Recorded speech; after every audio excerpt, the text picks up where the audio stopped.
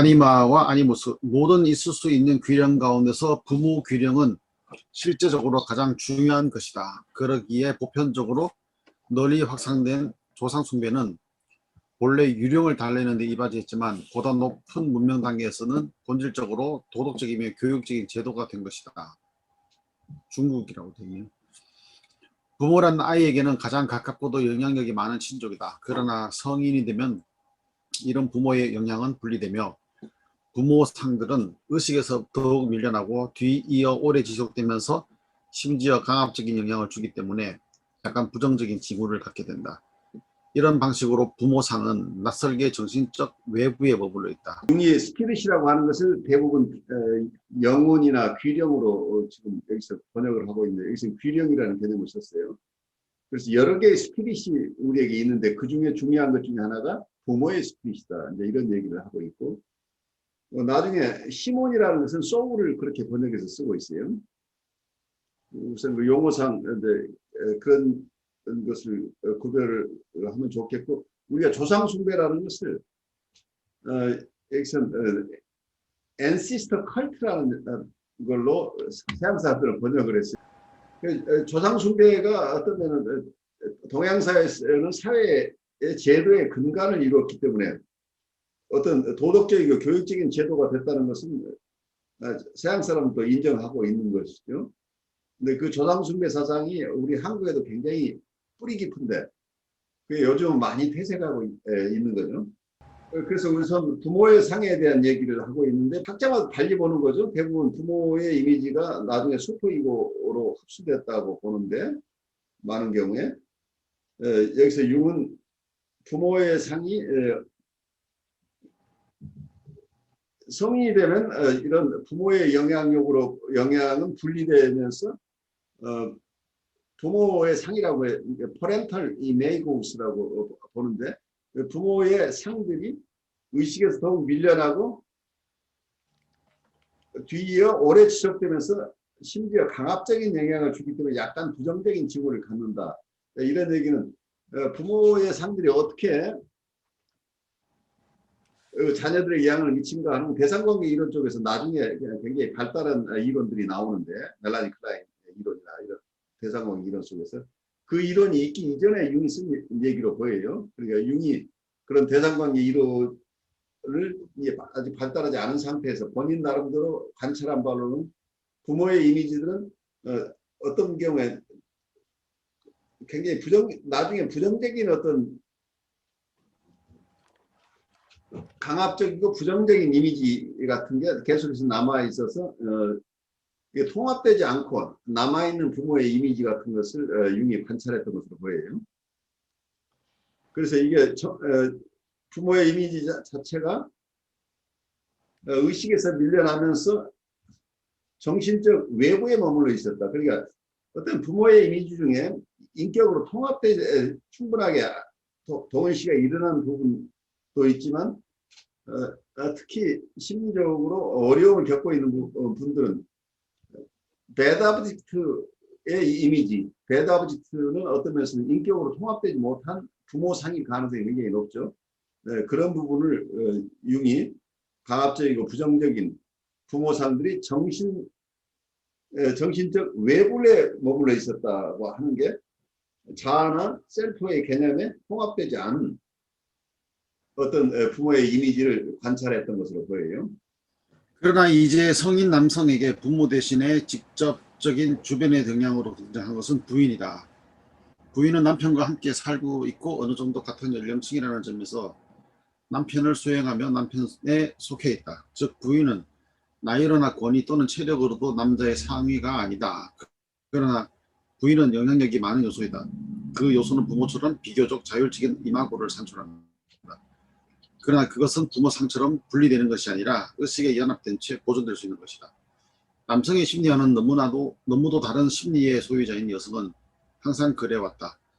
남성이 전혀 볼 줄 모르는 일들에 관한 정보의 원천이다. 여성은 남성에게 영감을 의미한다. 남성보다 뛰어난 그녀의 예감 능력은 종종 남성에게 유익한 경고를 줄 수 있다. 또한 개인적인 것에 방향 지워진 여성의 감정은 남성의 감정이 발견하지 못한 길을 제시할 수도 있다. 타키투스가 독일 여성들에 관하여 말한 것은 이에 관련하여 전적으로 맞는 말이다.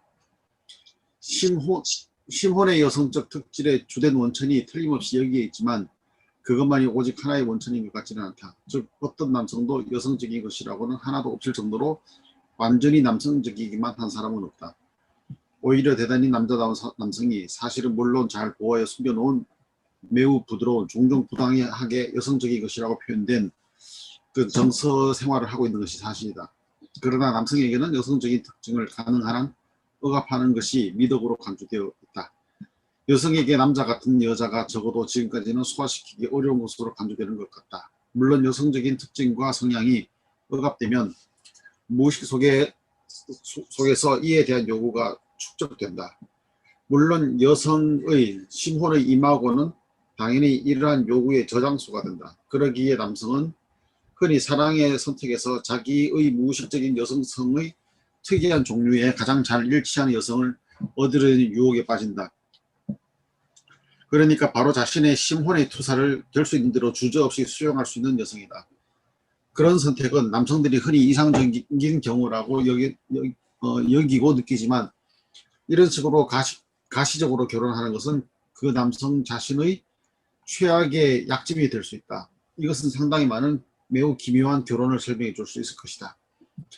내가 보기에는 심혼 컴플렉스의 여성성이라는 사실을 여성의 영향 이외에 남성 자신의 여성성으로 설명할 수 있을 듯하다. 이 경우에 문제가 단순히 태양이 독일어에서는 여성이고 다른 언어에서는 남성이라는 식의 언어적 우연성으로서 다루어져서는 안 될 것이다.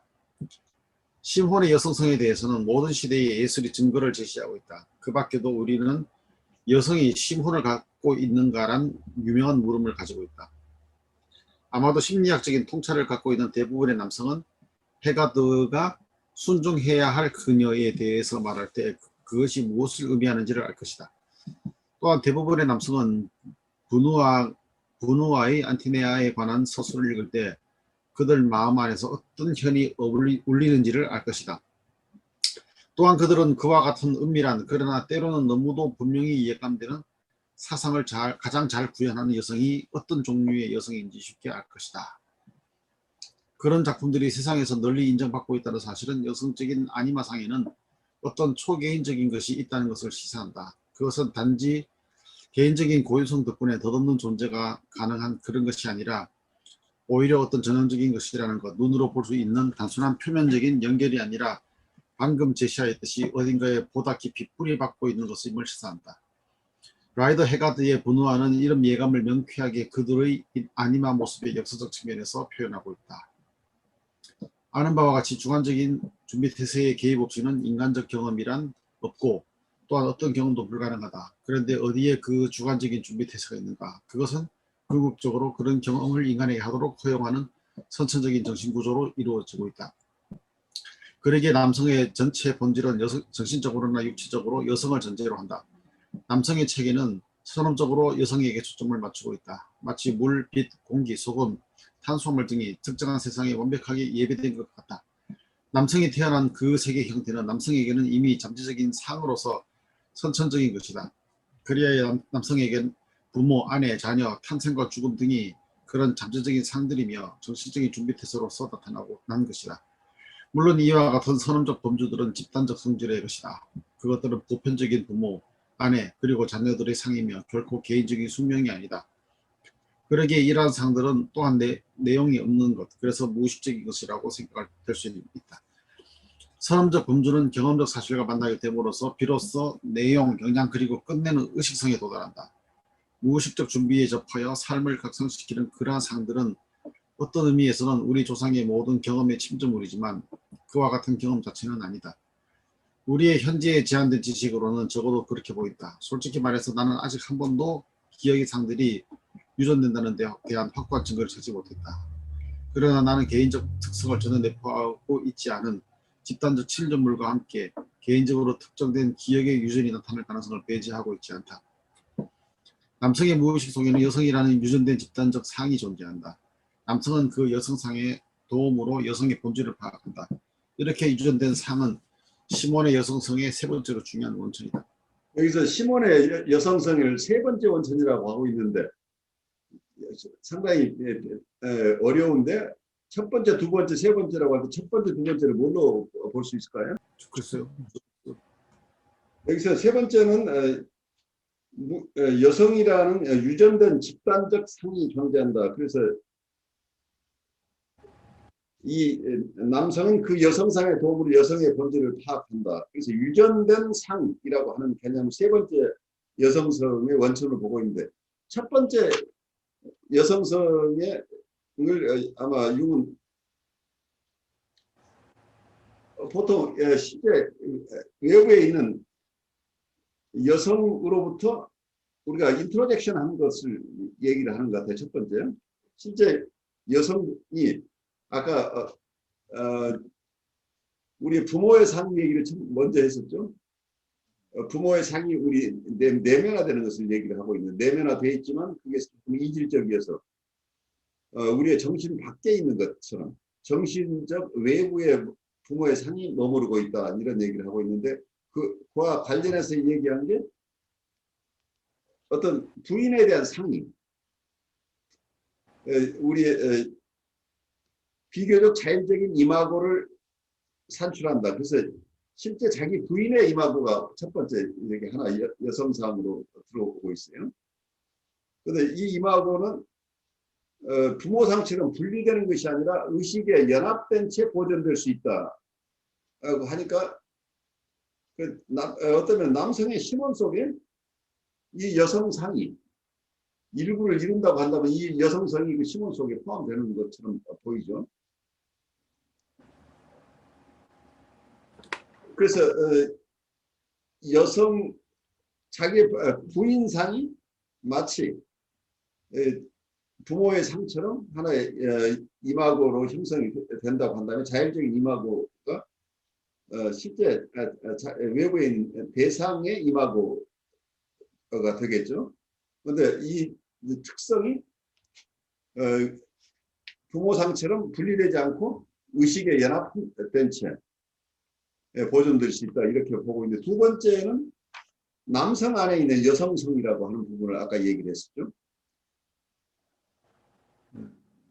어떤 시몬 속에도 여성적인 특징이 있는데 그 여성적인 특징은 자기 부인에게서 온 것 말고 원래 본인이 가지고 있는 시몬 자체가 가지고 있는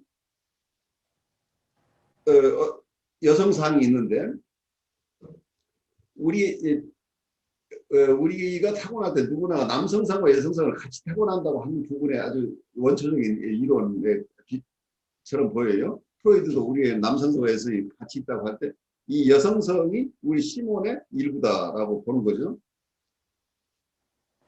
그래서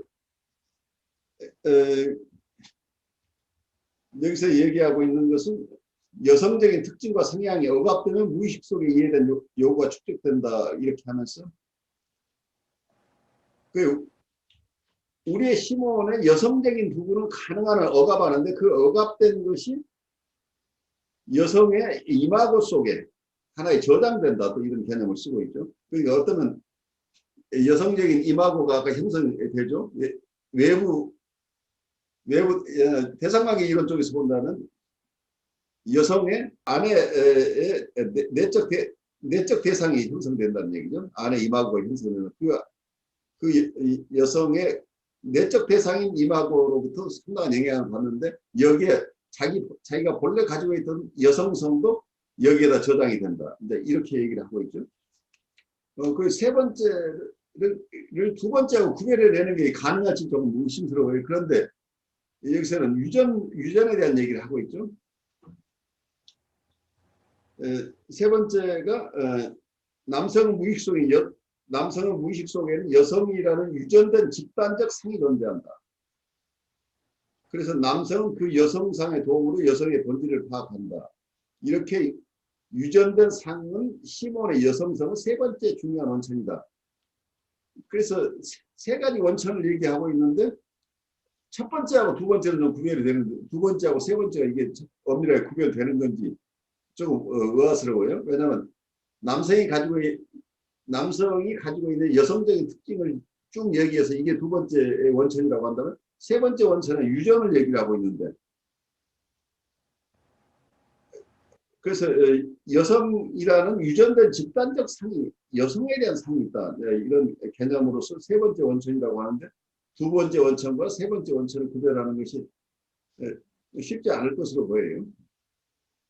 어쨌든 이분은 그 여성의 이마고라는 개념 그리고 어쨌든 그걸 이마고라고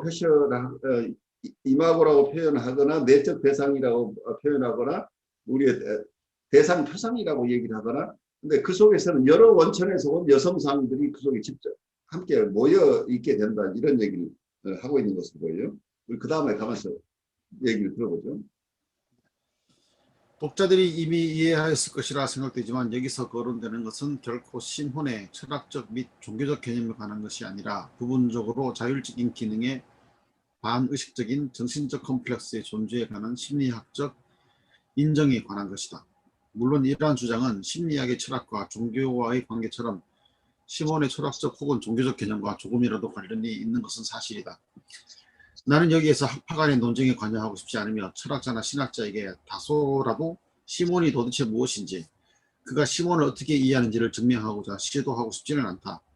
그러나 나는 또한 신학자나 철학자들이 심리학자에게 그가 시몬을 어떻게 이해해야 하는지 가르치려 드는 것을 허용하지 않을 것이다. 종교적 관점이 그 의미를 즐겨 영혼에 부여하는 개인적인 불멸성의 성질은 과학에서는 자율성이라는 개념이 포함되어 있는 것으로 단지 심리학적 간접 증거로서 인정할 뿐이다. 개인적 불멸성의 특질은 원시적 시각에서 언제나 영혼에 부착되어 있는 것이 아니고 불멸성 그 자체는 더욱이 그렇지 않다. 그러나 이렇게 과학적으로 접근하기 어려운 관점을 제쳐둔다 하더라도 불멸성은 우선 의식의 경계를 넘어선 어떤 심리적 활동을 의미한다. 무덤 저편 또는 죽음 저편이란 심리학적으로는 의식의 저편을 의미하는 것인지 전혀 다른 것을 의미하는 것은 아니다. 불멸성의 진술은 항상 살아있는 사람에 의해서만 행해지기 때문이며 어차피 산 사람으로서 무덤 저편으로부터 말할 수 있는 입장이 아닌 것이다. 물론 시몬 컴플렉스의 자율성은 아마도 우리와는 다른 세상에 살고 있는 보이지 않는 개인적인 존재라는 관념을 지지한다. 따라서 시몬의 활동이 외관상 소멸되는 육체성에 결부되지 않은 독립된 실체의 활동이라고 느껴진다면 이것이 그 자체로 존재하는 아마도 보이지 않는 것들의 세계 속에 있다는 관념이 쉽게 생길 수도 있다. 물론 이와 같은 독립적 실체의 비가시성이 덮어놓고 그 실체의 불멸성을 동시에 말하는 것이라고 볼 수는 없다. 불멸성의 특질은 아마도 그 원천이 그 밖에 다른 즉 시몬의 특이한 역사적 측면 때문인 듯하다. 라이더 헤가드는 그의 소설 그녀에서 이런 특성의 최상의 묘사를 보여주었다. 만약 불교도가 내면화를 통한 점적인 자기완성과 함께 이전의 성육신을 상기하게 되었다고 할 때 그들은 아마 동일한 심리적 사실에 관계된다고 할 것이다. 여기서 성육신이라는 말은 조금 육화라는 얘기죠. 인카네이션이라는 얘기를 하고 있는 것으로 보여요. 다만 불교도는 역사적 요소를 시몬이 아닌 자기에게 귀속시킨다는 차이가 있다. 불멸성을 감정적으로 그리고 전통적으로 시몬에 돌리는 것은 지금까지의 철저히 외향된 서양의 정신적 태도에 일치되는 것이다. 그런 사람들은 시몬을 어느 정도 자아와 구분하며 또한 시몬은 여기서 자아가 이희하고 이고하고 독일어에서 같이 쓰는 건 아니죠. 이희는 여기서 아마 이고로 봐야 되지 않을까 싶어요. 여기서는 불교도 얘기를 하면서 셀프란 용어를 아트만의 개념으로 썼어요. 버마 일치할 때 쓰는 아트만 같은데 어쨌든 셀프라는 개념을 이분이 어떻게 이해했는지 모르지만 여기서 우리가 이고의 개념과는 다른 것으로 보고 있는 거죠. 근데 여기 영어 번역본을 보면 Western mind so far that immortality should be ascribed both by feeling and by tradition to a soul, which we distinguish more or less from our ego. 여기서 이고하고 다소간 구별되는 소울이라는 개념, 시몬이라는 개념, 뭐 이걸 여기서는 그래서 시몬과 이고를 구별하고 있어요 지금. 그런데 이 시몬과 이고가 셀프하고는 또 다르다. 그래서 굉장히 삼중구조를 얘기하고 있어요. 이고, 소울, 그리고 셀프라는 개념. 그런데 융이 얘기할 때 셀프는, 융이 얘기하는 셀프는 의식과 무의식을, 의식적 정신과 무의식적 정신. 그러니까 이고는 conscious 이고라는 개념을 쓰고 있어요. 의식자, conscious 이고, 그 밖에 무의식적인 사이키도 있다고, 무의식적인 정신이 있다고 보는데, 의식적인 정신과 무의식적 정신을 합해서 셀프라고 쓰기도 하는데, 여기서는 소울이라는 것과 셀프를 구별해서 써서 셀프는 여기서 아트만의 개념으로, 어쨌든 불교도가 이해한 개념으로 이해하려고 좀 애를 쓰고 있는데, 불교 쪽에서는 여기서 불교 쪽에서는 아상이라는 개념과 그리고 자성이나 본성이라고 하는 개념 우리 구별하려고 애를 쓰고 있어요. 그 불교 하시는 분들도 또 이렇게 견해가 굉장히 다르긴 하지만 여기에 이고에 가까운 부분을 우리가 나라고 생각하는 것, 의식자에 가까운 개념을 그걸 아상이라는 개념을 써요. 근데 아상은 무상한 것이다. 그건 영원 불변하는 게 아니고 실체가 없는 것이다. 계속 변하는 것이다라는 개념 때문에 이건 무상한 것이다고 보는데 모든 것은 다 무상한 것인데 이치를 깨닫고 나면 남아있는 본래 자기 마음자리가 있다. 그게 자성이다, 본성이다 여러 개념으로 쓰고 있는데 이게 동양에서 도라고 하는 거죠. 한편에서는. 그러니까 우리의 본래 본성 자체라고 한다면 이걸 만약에 셀프라고 한다면 이건 여기서 융이 얘기하고 있는 어떤 이고나 혹은 시몬하고도 다른 개념이 될 가능성이 높죠. 그러니까 어쩌면 이분도 서양 사람으로서 동양의 불교의 세계는 셀프라는 개념을 소화하려고 하는데 그 소화하는 것이 서구식으로 논리적으로 하고 있기 때문에 어떤 동양에서 보고 있는 것은 언어로 표현해낼 수 없는 논리가 끊어진 세계 속에 유와 무가 구별되기 이전 천지가 나눠지기 이전 그러니까 어떤 생각도 일어나기 이전의 상태를 얘기를 하고 있어서 초논리적이고 형이상학적인 거죠. 초월적인 어떤 세계를 얘기를 하고 있는데 이분은 이걸 자연과학적인 세계나 현실적인 세계하고 같이 같은 레벨에서 이걸 함께 다 소화하려고 하니까 여러 개념들을 같이 섞어놓는 이걸 서로 어떻게 구별하고 함께 어떻게 해서 이 개념을 소화해낼 수 있을지 많은 우리에게 질문을 던져놓고 있는데 본인이 어떻게 소화하는지 우리가 잘 이해하기 어렵게 되고 있습니다. 우리의 시몬이라고 하는 것 자체도 또 뭐라고 표현하는지가 애매해요. 왜냐하면 여기서 페르소나는 우리가 여러 페르소나를 가지고 있는데 여러 페르소나 자체도 하나의 부분 소울이라고 얘기를 할 수가 있죠. 파트 소울이라는 개념. 그러면 이렇게 우리가 가지고 있는 다양한 인격체들을 하나의 소울을 구성하는 것이라고 한다면 이거 자체는 전체로 해서 결국은 불가에서 얘기하는 아상이라는 얘기죠. 소울이라고 표현하건 이거라고 표현하건 다 무상한 것인데 근데 영원히 죽지도 않고 새로 태어나지도 않고 사라지지도 않는 영원한 게 있다. 이게 본래의 마음이다. 이게 도다 하는 이런 개념의 셀프를 썼다고 한다면 이건 이분이 이해하는 무의식적인 정신과 의식적인 정신을 통합한 셀프하고는 전혀 다른 개념일 수 있죠. 그래서 어떤 용어를 가져왔지만 이분이 동양적인 것을 소화한 것을 잘 여기서 표현하고 있는 것은 아닌 것으로 보여요. 여기서 이제 이희와 구분을 이희라고 하면은 이희는 이고라는 개념을 그냥 쓴 것 같아요. 예, 사람들은 시몬을 어느 정도 자아와 구분하며 또한 시몬은 그 여성적인 특질 때문에 또한 자아에서 분리되어 있다. 여기서 soul이라는 개념을 썼어요. 여기서는 시몬을 뭐라고 썼냐면 it is altogether in keeping with the thoroughly extroverted attitude of the Western mind so far that immortality should be ascribed both by feeling and by tradition to a soul which we distinguish more or less from our ego and which also differs from the ego on account of its feminine qualities. 이분이 이고하고 소울이 다른 점을 주로 소울은 여성적인 부분이 있다.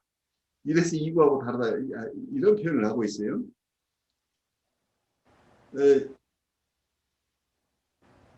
Which differs from the ego on account of its feminine quality. 그 여성성 때문에 여성성을 포함하고 있다. 소울이. 그래서 이게 이고하고 다르다. 이런 얘기를 했는데 이걸 우리가 소화해봐야 돼. 여기서 이분은 보통의 이고가 아니고 이고의 여성성이, 근데 여성성은 굉장히 위크니스를 여기서 융이 지금 보고 있는 것 같아요. 그러니까 겉으로 드러난 남성성과 다른 여성성이 우리에게 있는데 그 페미닌한 부분을 함께 가지고 있는 게 소울이다. 뭐 이런 개념을 쓰고 있죠. 보통 우리가 이고라고 하는 것보다 자기 의식 자아하고 상관없이 이 소울이라고 얘기했던 그 여성성, 굉장히 겉으로 드러나는 강한 자기 모습이 자아의 모습이 아니고 실제는 굉장히 여성성을 함께 가지고 있는 어떤 심리적인 상태를 이분이 소울이라고 표현하고 있는 것 같은데 굉장히 자의적이죠. 이 데피니션 자체가. 그래서 이분의 데피니션이기 때문에 이분을 존중하면서 따라가는 수밖에 없어서 이걸 명확하게 논리적인 구별할 수 있는 것은 아닌 것으로 보여요. 만약 우리 측에서 지금까지 소홀히 하였던 내향화된 정신문화를 심화함으로써 동양적 사회 양식에 근접하는 변환을 완수한다면, 그래서 불면성의 특질을 심혼, 아니마의 모호한 형상에서 자기로 옮겨 놓는다면 그것은 정말 합당한 일일 것이다. 정신적인 불멸의 형상을 내면에서 배열하는 것은 물론 본질적으로 외면의 물질적 대상의 과대평가이다. 물론 그 목적은 보상과 자가 조정에 있다. 근본적으로 역사적 요소는 단순히 여성성의 원형에만 부착되는 것이 아니라 모든 원형, 즉 모든 신체적, 정신적, 유전적 단위에 부착되어 있다. 실로 우리의 생명은 영겁의 시간 이래로 있어온 그대로의 것이다. 생명은 여하튼 현재 우리가 보는 바로는 결코 무상한 것이 아니다. 왜냐하면 똑같은 생리적, 심리적 과정이 10만 년 이래로 여전히 계속되고 있고 우리의 내면적 감정에 생물체의 영원한 연속성에 관한 가장 깊은 예감을 부여하고 있다. 그러나 우리의 살아있는 체계의 총괄 개념으로서의 자기는 모든 과거에 체험한 삶의 침전과 총합을 포함하고 있을 뿐 아니라 모든 미래적 삶의 출발점이자 그것을 잉태한 모체이기도 하다. 그러니까 여기에서 셀프라고 하는 것은 과거의 모든 침전물과 미래의 모든 것을 포함하는 이런 개념으로 쓰고 싶어 하죠. 그러니까 여기서 그렇게 된다면 여기는 초월적인 거라는 개념보다는 과거의 모든 것이 포함되어 있고 미래도 여기서 출발하는 것이고, 그래서 우리의 살아있는 체계의 총괄 개념이다. 이런 개념은 불가의 얘기하고는 전혀 다른 개념이에요. 그러니까 불가에서는 이 아상의 개념, 무상한 것인데 변하지 않는 어떤 상락아정이라는 표현을 하는데 우리의 청정한 마음은 그것은 변하지 않고 처음부터 끝까지 계속 있는 것이다. 그리고 이것은 어쩌면 모든 우주가 이것으로 이루어져 있다 하는 개념까지 굉장히 우주적인 개념이에요. 나라는 개념 이 속에서는 본디 마음이라고 하는 것은 나에게만 소속되는 게 아니고 이 우주 전체가 이런 마음으로 형성되어 있다. 그리고 어떤 걸 또 다른 쪽으로 얘기를 하는 것은 우리 마음이 이 우주를 만들어냈다. 그래서 우주와 나는 하나다. 이런 개념을 가지고 있어. 이 세상에 이제 이런 것들이 굉장히 깊은 얘기인데 일중일체 다중일이라는 쓰는데 일중일체 다중일이라면 하나 속에 모든 것이 포함되어 있다. 그러니까 하나라고 하는 게 이 작은 것 속에 전체가 포함되어 있다라는 개념이고 많은 것 속에 또 그 하나가 있다. 이런 개념을 쓰고 있어요. 그래서 일중일체, 다중일 혹은 일직일체, 다중일이라는 이런 근본적인 개념을 가지고 있는데 이게 화엄경에서 가장 기본적인 개념 중에 하나인데 우리는 부분이지만 우리의 부분 속에서는 전체가 포함되어 있다. 우리는 전체의 일부로서 존재한다는 개념이 굉장히 유기체적인 개념을 가지고 있는 우주에 대한 우리 하나 속에 이 우주 전체가 다 들어있다는 개념이고 우주 속에는 또 이 하나가 들어있다는 개념입니다. 이 전체 속에 전체는 그냥 전체로서 있는 게 아니고 부분으로 이루어져 하나 속에 이 전 우주가 또 다 들어있다 하는 개념이어서 쉽게 납득하기 어려운 부분인데 이 이론이 요즘 양자 물리학의 개념하고 거의 비슷한 것으로 보여요. 그러니까 아무리 작은 세계에 들어가도 우리가 미립자의 세계에 들어가면 또 다시 그 속에 그 속에 하나의 우주가 펼쳐져 있죠. 우리가 이전 세계에서 원자론을 얘기하고 원자가 최소한이라고 하는 원자를 깊이 들여다보면 그 원자 속에 또 하나의 우주가 들어있는 거예요. 작은 우주들이 펼쳐져 있는데 그래서 이 작은 것 속에 전 우주가 포함되어 있다라는 개념. 우주는 또 이 하나, 이게 하나로 이루어져 있다.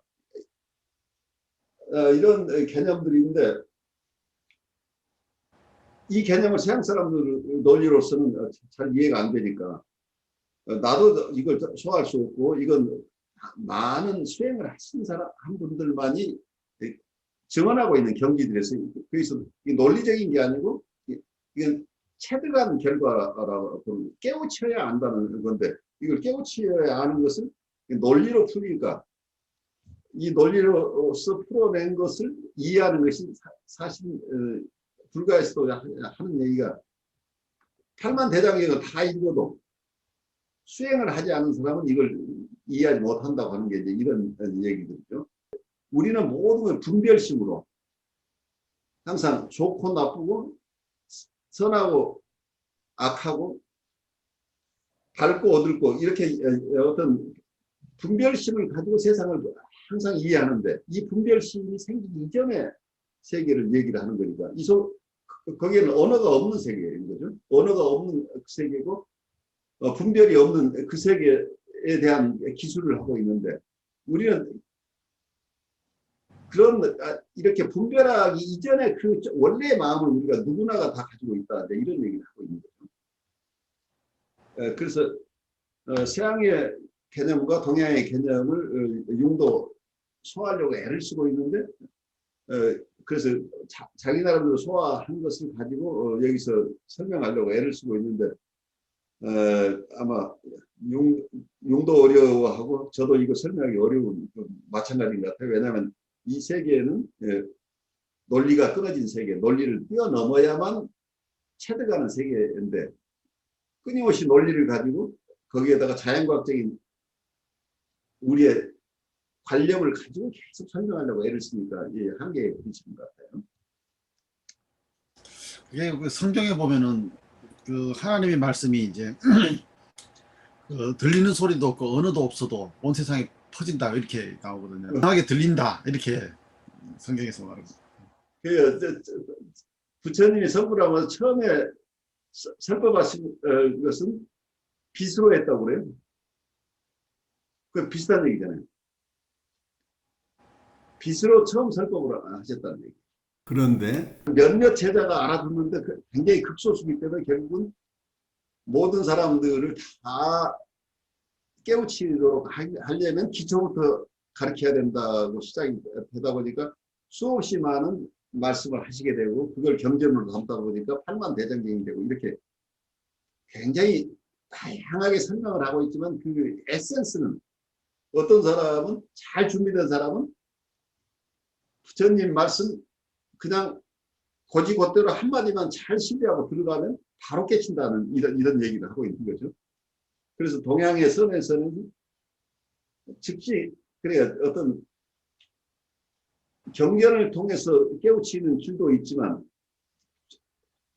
이 동양 특히 한국의 선서사에서는 참선을 통해서 바로 깨닫는 방법을 찾으려고 애를 쓰고 있는 거죠.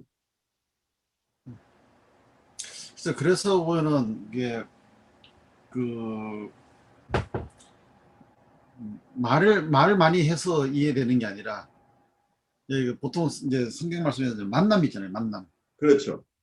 만나야 한다. 이제 그런 표현들 쓰는데, 근데 그거를, 어, 뭐랄까요? 말로 자꾸 하게 되니까 내용은 많아지고 경험은 없고, 그래서 뭐 지식이 많은데 생명은 없고, 그리고 또 실제로 성경에서는 하나님의 말씀을 사람들은 이제 많이 착각하는 게 뭐냐면은, 이렇게 우리가 하는 언어적인 말 또는 글자로 남겨져 있는 말로 생각하기 쉬운데, 근데 성경의 관점에서는 그게 하나님의 말씀이라는 것이 그 진리 내지는 생명력으로 바로 이어지거든요. 바로 그거 거죠.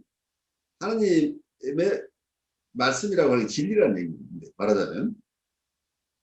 근데 그거를 이제 사람들이 그렇게 해석 자체를 하다가 그렇게 안 하고 텍스트와 이제 버블 랭귀지로 이렇게 이야기하니까 거기서 이제 계속 한계에 부딪히거나 내지는 그 오해할 수 있는 그런 일이 생기는 거죠. 그러니까 이게 분별의 세계 속의 얘기를 계속 하다 보니까 이게 온전한 하나의 것을 우리가 알아야 되는데, 이 전체를 알지 못하고 계속 분열된 것을 가지고 이게 좋은 것, 이게 나쁜 것, 계속해서 분별심과 시비가 끝나지 않는 거죠. 그래서 우리가 어떤 것을 쪼개기 시작하면 끝없이 쪼개지잖아요. 근데 이 통합하는 방법이 없는 거예요. 그렇게 되니까. 원래는 큰 마음, 큰 우주적인 어떤 진리가 있다고 한다면 이것을 우리가 이해하지 못하니까 이걸 자꾸 분별해서 이해하려고 하다 보니까 다 쪼개서 이해하는 것 같은데 전체는 우리가 이해를 못하는 거죠. 결국. 분별이 생기면 생길수록 이걸 통합해내는 능력이 약해진다는 얘기죠. 그래서 우리 수학에서 미분을 공부하잖아요. 미분을 쭉 공부하지만 미분만 가지고는 이 세계를 이해할 수 없잖아요. 적분의 과정을 거쳐야 돼요. 미분과 적분이 함께 일어나야 되는데 어쩌면 서양 사람들은 이 미분에 굉장히 능한 것 같고 동양 사람들은 인티그레이션 하는 능력은 동양 사람들이 뛰어난 것 같아요. 그래서 참 동서양이 묘하게 지리적으로 뿐만 아니라 어떤 어프로치하는 방법이 크게 다르지 않나 이런 생각이 들어요. 저기 성경 이야기 봐도 재밌는 거는 처음에 이제 창조 얘기 나오잖아요. 네, 창조 이야기 나오고 나서 그다음에 노아 홍수 이야기 나오고 그 홍수 이후에 바벨탑이 나오거든요. 그래요. 탑으로 인해서 언어가 혼란이 일어났다 이렇게 바로 이야기하는데, 바벨탑의 얘기가 아주 심볼릭한 얘기잖아요. 그래서 재밌는 거는 거의 바벨탑 사건을 언어의 탄생처럼 이렇게 얘기하는데, 그럼 그 이전에는 어떻게 대화했을까 그런 이야기를 하거든요. 아담과 하와는 처음에 어떤 언어를 가지고 있었을까, 뭐 이런 얘기 생각해도 되고, 그 다음에 또 바벨탑 사건에 반대되는 사건이 뭐냐면은 신약에 와서 그 오순절이란 때 그 성령 강림됐을 때 이야기하는데 사람들이 각지에서 모인 사람들이 다 알아듣는 사건이 일어나잖아요. 네, 그렇죠. 그때는 뭐냐면 언어의 통합이 일어나버린 거죠. 그러니까 분명히 다른 나라 다른 언어로 말하고 있는데 모든 사람들이 알아듣는 걸로 이렇게 되니까 그게 바벨탑 이전의 상태로 돌아가 버리는 그런 이야기를 하니까, 성경에서는 나오는 그런 이야기들이 언어 이전과 언어 이후, 또 결국은 스피릿에 의해서는 언어가 없는 세계, 바로 그냥 그거죠. 언어로 분별되어 있지만 그 언어를 뛰어넘는 세계를 얘기하는 거예요. 그게 원조라고 하는 부분도 어떤 분은 이렇게 이해를 해요. 그 선악과라고 하는 게 이미 분별심의 문제라는 거예요. 분별심을 가짐으로써부터 그때부터 세상을 다르게 볼 수 없게 됐다. 이런 그렇게 이해하는 분도 있는 거죠. 그게 분별심이라는 걸로 이해를 하는 거죠. 그래서 지금 서구 사상 속에 계속 분별을 통해서 이해하려고 하는 이런 부분들, 논리의 세계, 분별의 세계. 근데 그것만 가지고는 결국은 사람들이 서로 나뉘어지는 것까지는 발달이 되지만 발달된 게 온전하게 통합된 발달이 아니라 서로 분열된 속에서의 발달이기 때문에 한계가 있다. 이제 이렇게 볼 수 있는 부분이죠. 근데 보통은 이제 그걸로 이제 근원적인 질문을 던지면서 접근해 나가는 게 아니라 대체적으로 그러니까 기독교도 그렇고 불교도 그렇고 그냥 만들어지는 문자에 문자를 통해서 다 이해하려고 하는데 이제 그 문자를 가지고 이해하는 분들도 그걸 문자 그대로 이해하는 분들도 있고 거기에서 불교에서는 그걸 종지라고 그래요. 근원적인 여기서 이 어떤 경에 있으면 그 경에 가장 중요한 종지가 무엇이냐 이런 종지라는 측면에서 파악하려고 하는 그런 분들도 많이 있는 것 같아요. 그러니까 자구에 매이지 않고 그 종지가 무엇이냐 무엇을 지금 설하고 있는 것이냐 언어로 표현하고 있는 것은 진리를 언어는 방편으로 표현하고 있다. 그래서 방편이라는 용어를 불교에서 많이 쓰는 것 같아요. 우리가 경이라는 것도 그렇고 참선하는 것도 그렇고 여러 가지 기도를 하는 것도 그렇고 이것은 진리에 접근하기 위한 하나의 방편일 뿐이다. 그래서 어떤 방편으로 가든 우리가 직접 진리에 접근할 수 없기 때문에 여러 방편을 쓰는 것 뿐인데 어느 방편을 통해서라도 진리에 접근할 수 있는 길은 다 있다 이렇게 보는 거죠. 그래서 어느 한쪽만의 길이라고 우기지 않고 서로를 포용할 수 있는 것도 구석에 있는 것 같아요. 여러 가지 종교적인 어떤 면은 부처님을 이해한다거나 하느님을 이해한다거나 불교를 이해하거나 아니면 기독교를 이해하는데 여러 접근 방법을 사람들이 가지고 있는데 우리가 직접 만날 수 없어서 여러 방편이다고 합니다. 그래서 이 방법 자체는 하나의 손가락이지 이거 자체가 진리가 아니라는 이해해야 됩니다. 이게 굉장히 크리티컬한 부분이죠. 그래서 불교에서 철저하게 이해하는 분들은 부처를 만나면 부처를 죽이라는 얘기가 나와요. 그리고 조사를 만나면 조사도 죽이라. 결국 네가 깨달아야 된다는 그 얘기를 하고 있는 거예요. 각자가 깨치는 길밖에 없는데 거기에 너무 어디에 의존해서 자기가 할 수 있는 것이 아니라는 거예요. 결국 자기 스스로의 체험 속에서만 이걸 얻을 수 있다는 거예요. 그래서 어떤 면에서 기독교 입장에서 하나님과의 직접적인 체험에 중점을 둘 수밖에 없는 부분을 불가해서 하는 얘기가 아닌가 싶어요. 직접 체험이 없이는 우리가 공부를 통해서 아는 지식만 가지고는 어렵지 않느냐는 거죠. 스스로의 체험이 바탕이 되지 않고.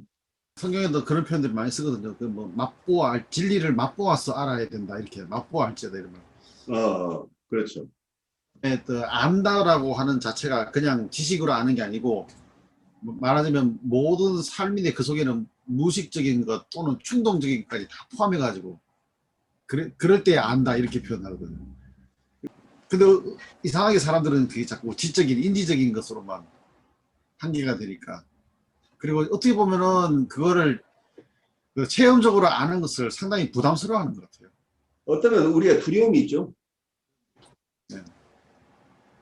그러니까 알고 싶다고 하지만 사실은 알고 싶지 않은 마음이 있다는 얘기예요.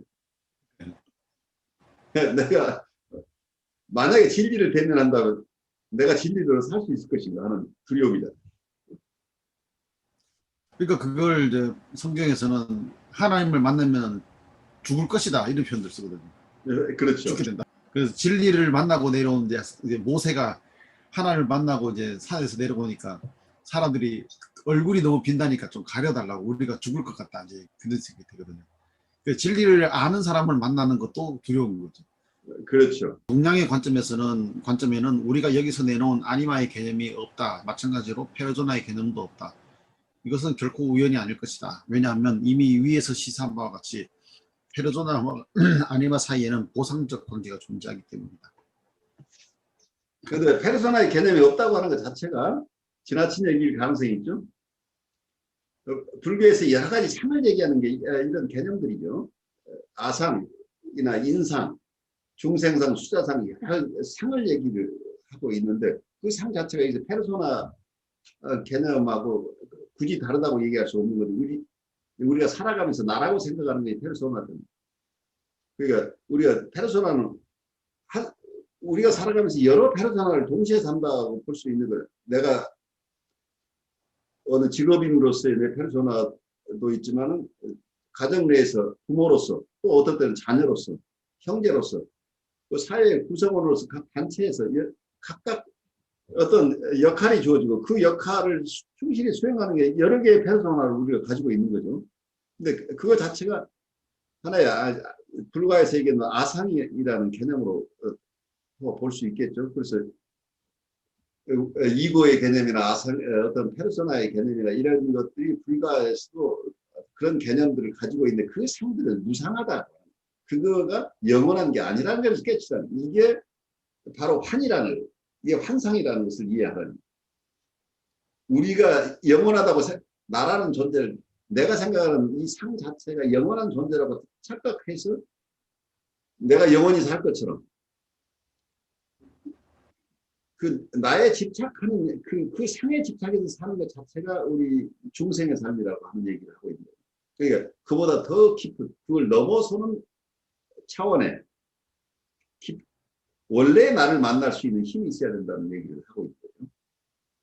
그래서 페르소나라는 개념보다 그걸 넘어서는 다른 차원의 자기라는 개념을 동양에서 이미 가지고 있는 거죠. 그래서 융이 여기서 페르소나라는 개념이 없다고 하는 것은 지나친 반정이 아닐까 싶어요.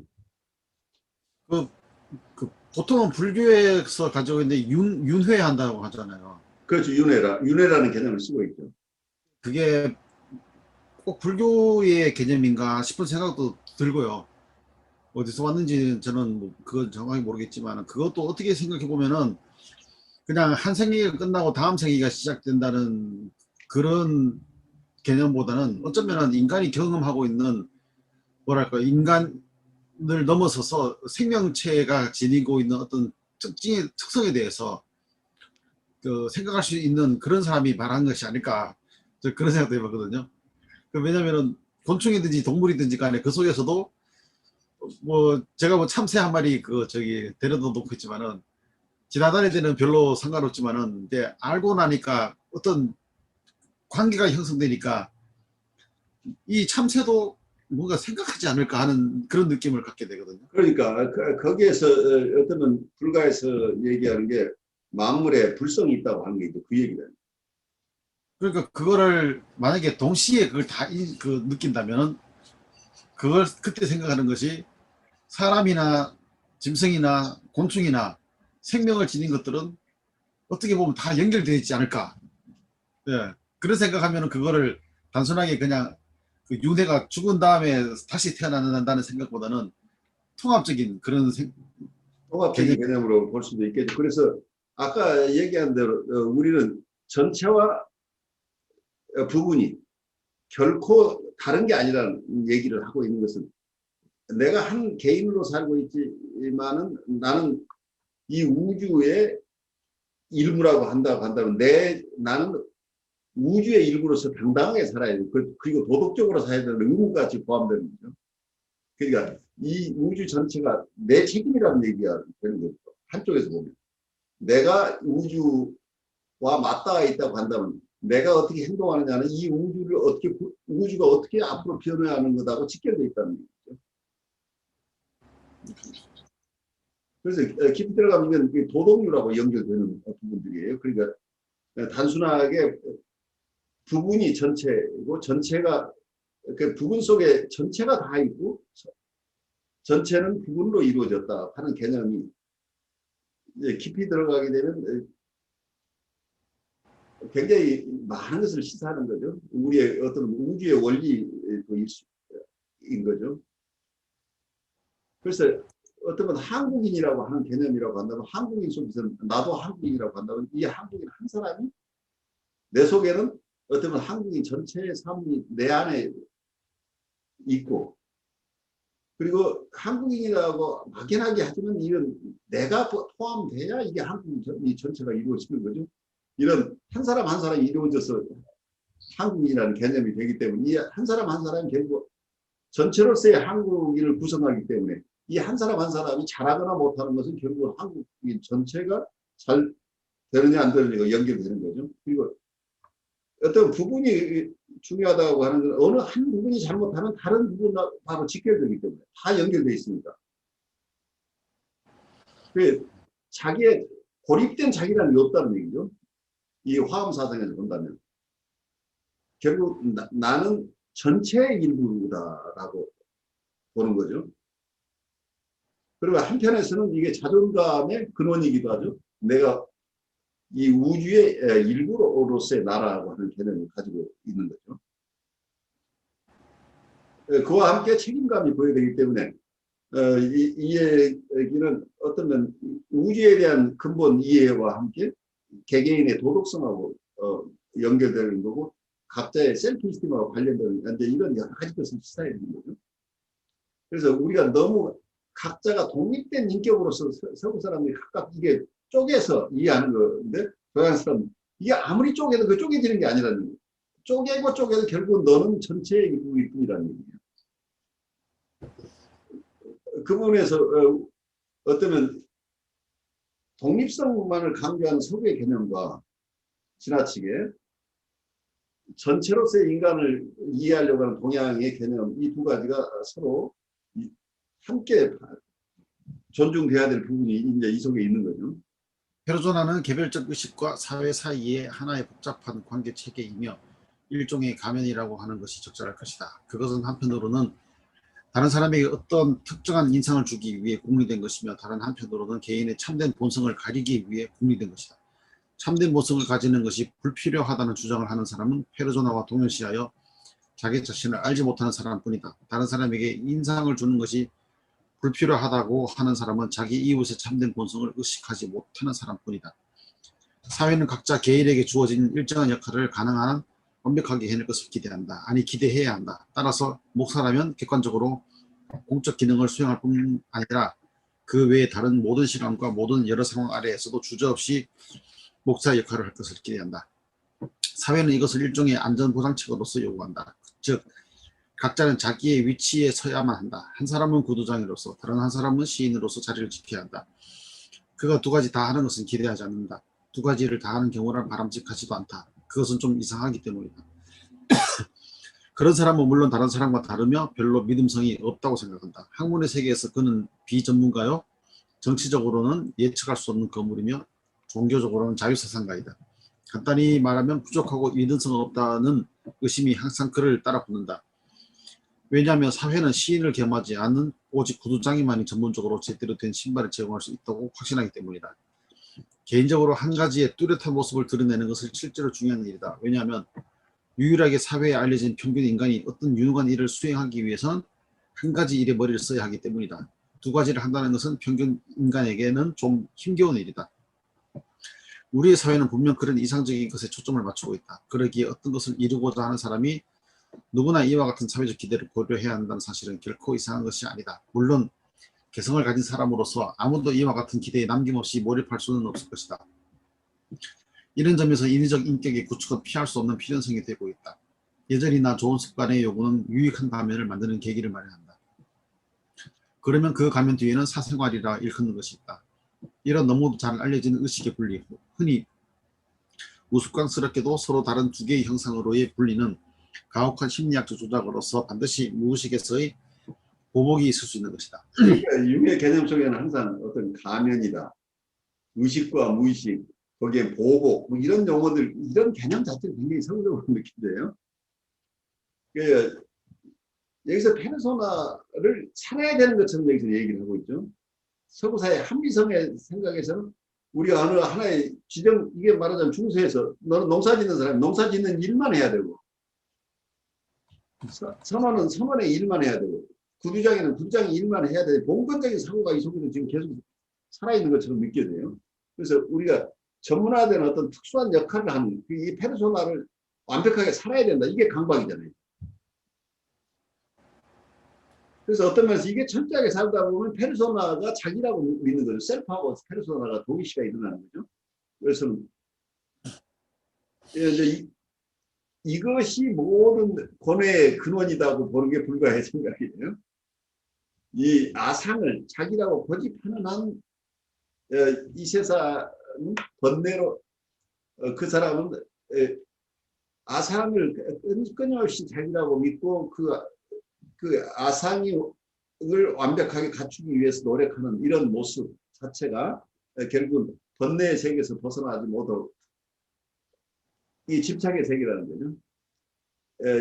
이것을 철저하게 꿰뚫어보는 사람이 자유인이 된다는 개념. 그러니까 그래서 어떤 걸 깨친다고 하는 건 자유인이 된다는 개념으로 보여요. 집착에서 벗어날 수 있다고 하는 거죠. 근데 집착의 근원은 자기를 잘못 알고 있는 것이다. 여기서 말하자면 페르소나도 이 아상의 일종이라고 한다면 이 융이 쓰고 있는 건 페르소나에 너무 비중을 두잖아요. 어차피 우리가 무의식 속에서 나중에 보복을 받긴 받겠지만 그래도 이 사회가 잘 굴러가려면 페르소나대로 우리가 살아야 되기 사회가 요구한다. 이 속에 이게 들어있잖아요. 그게 어떤 면에서 우리가 가지고 있는 강박의 근원일지도 모르죠. 사회가 요구하는 대로 우리가 살아야 된다. 어려서부터의 교육이잖아요. 그러니까 원래 우리가 가지고 있는 본래 우리 모습대로 살라는 게 아니고 너에게 맡겨진 페르소나를 살아내야 된다 하는 것이 지금 교육이라고 한다면 사람들이 계속 자기가 아닌 남이 원하는 삶을 살아야 되기 때문에 끊임없이 자기의 자연스러운 셀프를 살아내지 못하기 때문에 불행할 수밖에 없는 거죠. 이게 어떤 중생의 고뇌들인 거죠. 말하자면 이 번뇌는 우리가 여러 가지 이름으로 온갖 이름을 신경증이다, 정신증이다, 경계선 성격이다, 모든 성격 장애가 이런 근원적으로는 본래 자기 모습으로 살지 못하고 사회가 요구하는데 맞춰서 끊임없이 거기에 걸맞는 삶을 살아야 된다고 하는 이런 요구에서 벗어나지 못하는 삶을 많은 사람이 살고 있는 거죠. 그게 어떻게 보면은 과거에 어떤 집단을 이루면서 그 말하자면 통치자가 자기를 위해서 일할 사람들을 정해준 것과 똑같은 일이 아니겠습니까? 똑같은 얘기죠. 그러니까 지배자 입장에서 너는 그 사회 계급에 따라서 너는 어떤 일을 해야 된다를 주어주는 거죠. 그러니까 옛날에 봉건 제후 입장에서는 그 다스리는 사람들이 너는 농사를 짓고 너는 집안일을 돌보고 너는 어떤 일을 해야 된다. 한번 그 사람들은 거의 임명이 되면 그 일만 해야 되잖아요. 그러니까요. 그게 어떻게 보면 페르소나가 자칫하면은 그 사람의 특성이라기보다는 누군가의 필요에 의해서 만들어진 하나의 그냥 역할이니까 어떻게 보면 인간성에 대한 인간 존중이라는 그런 측면이 아니라 그냥 하나의 그냥 이용 대상. 바로 그거죠. 그 사회가 요구하는 사회 요구에 따르라는 얘기죠. 그래서 어쩌면 우리가 프로이드의 정신 분석을 프로이드의 본능 이론이나 이런 게 기본적으로는 사회를 보호하기 위해서 개인을 사회가 요구하는 규범에 따르도록 하는 이런 목적으로 만들어진 심리학이라고 비난하는 사람이 많은 거죠. 사람들이 자기의 트루 셀프를 살아내도록 격려하는 게 아니고 이 슈퍼이고라는 이름으로 슈퍼이고에 따르는 삶을 살도록 그 사회 질서를 교란시키지 않는 사람을 어떻게 만들어야 될 것인가 하는 이론이 될 가능성이 높답니다. 그리고 그렇다 보니 사람들도 다른 사람을 볼 때 어떤 그 사람의 어떤 뭐랄까요 본질이라고 말하기에는 너무 어려운 얘기긴 하지만은 그 사람의 존재에 대해서 접근해 나가는 게 아니라 페르소나로 다가가는 게 더 쉬운 일이고 편한 일로 되기 때문에 계속 그렇게 보려고 애를 쓰는 거예요. 그런 거죠. 그러니까 그 사람 우리도 알잖아요. 그 사람 됨됨이를 보는 게 아니고 그 사람이 어떤 일을 하는가. 네. 그래서 그 사람의 하는 역할과의 관계에서 우리 관계를 정립하는 거지 그 사람의 원래 인격하고 관계를 맺지 않고 사는 인격 대 인격의 관계를 회피하고 사는 경우가 대부분이죠. 그래서 뭔가를 이렇게 하려고 해도 그게 제도적으로 무엇을 하기 위해서는 몇 년에 뭘 해야 되고 공부를 해야 되고 뭘 해야 하는 게 어떻게 보면은 그렇게까지 공부를 해야 되나 싶은 것도 있거든요. 그렇죠. 근데 그거는 그것만 하도록 자꾸 만드는. 일부러 그렇게 옵스터클을 만드는 측면이 있는 거죠. 왜냐하면 그, 그 그룹은 다른 사람이 못 들어오도록 계속 베리케이드를 치는 거예요. 그 여기 보면은 그 엔지니어 중에서도 뭐 엘리베이터 이런 거 하는 사람들 또 보면은 네. 그거 한 그 좀 지식이 있으면은 한 1년 정도 배우면은 뭔가를 할 수 있거든요. 근데 누구 밑에서 몇 년을 해야지 자격증 시험을 칠 수 있고 또 몇 년을 해야지 뭘 할 수 있고 기간 다 보내고 나면은 공부할 수 있는 좋은 시간들은 다 거기에 누구 밑에 들어가 가지고 계속 반복해서 그 일을 해야지 그게 되는 거. 중세 도제 제도잖아요. 네. 중세 도제 제도를 통해서 기존 기득권자들이 항상 자기들의 어떤 그룹의 이익을 끊임없이 지켜온 거죠. 지금도 그 현상은 계속 이어지고 있죠. 학회라는 이름으로, 협회는 학회라는 이름으로 이 전통은 계속 살아있어요. 그래서 어느 소사이티나 그 소사이티에 처음 들어오려고 하는 사람들에 대해서는 굉장히 폐쇄적으로 운영을 하죠. 근데 명분은 그 아주 좋은 명분을 내세우지만 그 밑바닥에 들어가게 되면 사실은 기득권 보호 측면인 거죠.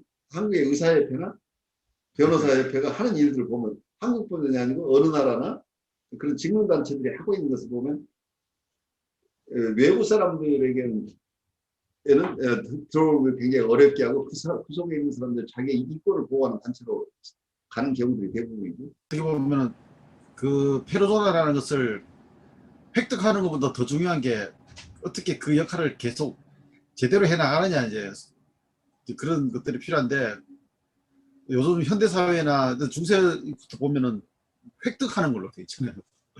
그렇죠. 사실은 그게 시작이 되면서 평생 그게 훈련해 나가야 될 과정인데 처음에 엔트런스를 너무 높여가지고 거기에 사람들이 기지맥진하게 만들어버렸어요.